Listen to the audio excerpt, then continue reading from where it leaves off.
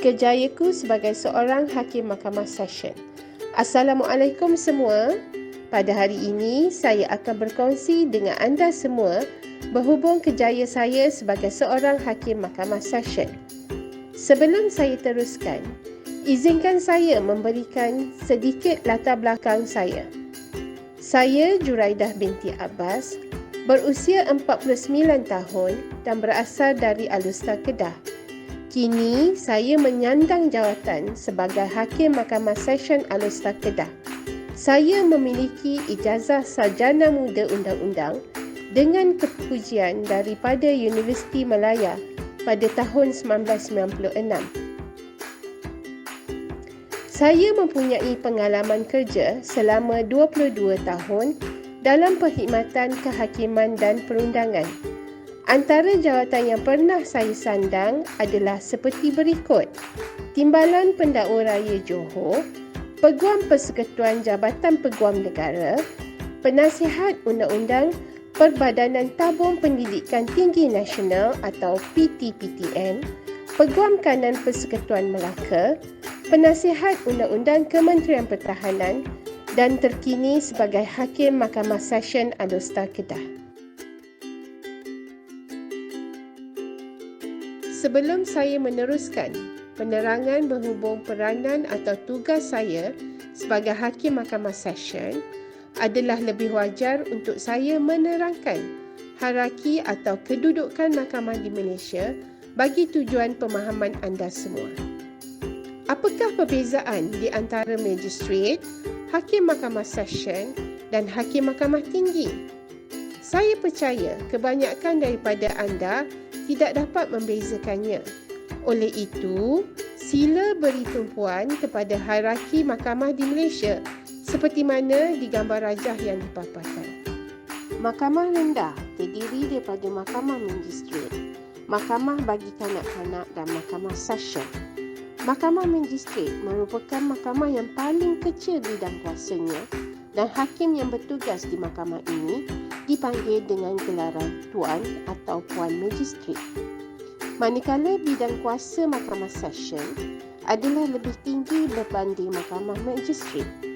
Mahkamah session boleh menjatuhkan kesemua hukuman dalam kes jenayah kecuali hukuman mati yang hanya boleh dijatuhkan oleh mahkamah tinggi. Hakim di mahkamah session dipanggil dengan gelaran Tuan atau Puan Hakim. Untuk makluman anda, Hakim Mahkamah Tinggi, Mahkamah Rayuan dan Mahkamah Persekutuan dirujuk sebagai Yang Arif Hakim. Seterusnya, kita berpindah kepada tugas atau peranan Hakim Mahkamah Session. Untuk makluman anda semua, kes-kes yang dibawa di mahkamah terdiri daripada kes-kes jenayah dan kes sivil.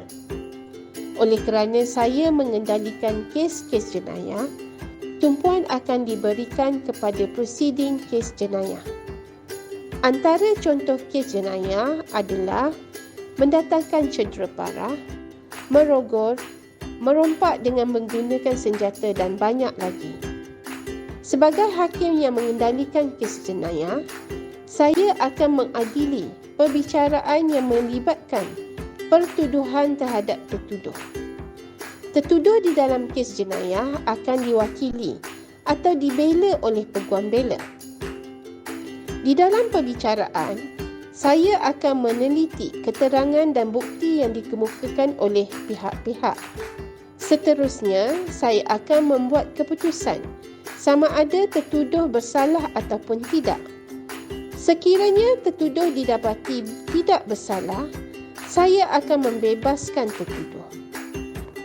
Sekiranya tertuduh bersalah, saya akan mensabitkan tertuduh dan menjatuhkan hukuman dalam bentuk penjara, rotan, denda dan lain-lain hukuman seperti mana yang diperuntukkan di bawah akta di mana tertuduh dituduh. Sekiranya tertuduh tidak berpuas hati dengan hukuman yang dijatuhkan, tertuduh boleh merayu ke Mahkamah Tinggi untuk meneliti semula hukuman yang dijatuhkan oleh Mahkamah Session. Bagi kes sivil pula, antara contoh kes adalah seperti kemalangan jalan raya, fitnah, pelanggaran kontrak dan lain-lain lagi. Hakim Mahkamah Session juga akan mendengar kes sivil seperti mana kes jenayah. Pihak yang menuntut dipanggil sebagai plaintiff dan pihak yang dituntut dipanggil sebagai defendant. Hakim akan memberikan penghakiman dalam bentuk ganti rugi atau pampasan kepada pihak-pihak yang terlibat. Kes sivil tidak melibatkan hukuman penjara atau rotan, tetapi hanya melibatkan ganti rugi dalam bentuk wang ringgit. Untuk memberikan gambaran yang lebih jelas berhubung kedudukan pihak-pihak di dalam mahkamah terbuka dalam prosiding kes jenayah, sila rujuk kepada ilustrasi yang tertera di dalam slide ini.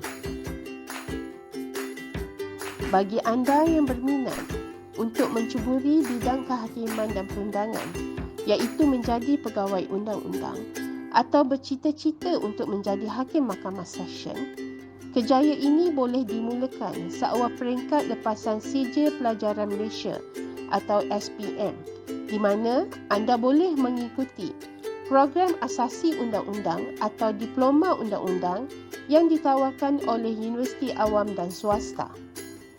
Bagi memastikan anda mendapat peluang yang cerah, anda perlulah memperoleh keputusan SPM yang cemerlang, khususnya dalam mata pelajaran bahasa Inggeris sebagaimana syarat-syarat yang ditetapkan oleh universiti-universiti. Selepas tamat asasi undang-undang atau setelah memperoleh diploma undang-undang atau selepas anda mendapat keputusan cemerlang dalam Sijil Tinggi Pelajaran Malaysia atau STPM, anda bolehlah memohon untuk melanjutkan pelajaran di peringkat ijazah sarjana muda undang-undang di Universiti Awam dan Swasta dan perlulah memenuhi syarat-syarat yang ditetapkan untuk diterima masuk sebagai pelajar jurusan undang-undang. Seterusnya, slide ini akan menerangkan proses permohonan menjadi pegawai undang-undang. Setelah anda memiliki ijazah sarjana muda undang-undang, anda boleh membuat permohonan menjadi pegawai undang-undang melalui portal Suruhanjaya Perkhidmatan Awam atau SPA. Sekiranya anda memenuhi syarat-syarat permohonan, anda akan dipanggil untuk menghadiri sesi temuduga. Sekiranya anda berjaya dalam sesi temuduga tersebut dan permohonan anda diluluskan, anda akan diberikan surat pelantikan sebagai pegawai undang-undang. Dalam hal ini, anda boleh dilantik sebagai pegawai undang-undang, iaitu sebagai seorang magistrat atau penolong kanan pendaftar di bawah pejabat Ketua Pendaftar Mahkamah Persekutuan, ataupun sebagai pegawai undang-undang iaitu sebagai timbalan pendakwa raya atau peguam persekutuan di bawah Jabatan Peguam Negara. Setelah memiliki pengalaman yang mencukupi dan memenuhi syarat-syarat yang ditetapkan, anda bolehlah dilantik menjadi hakim Mahkamah Session.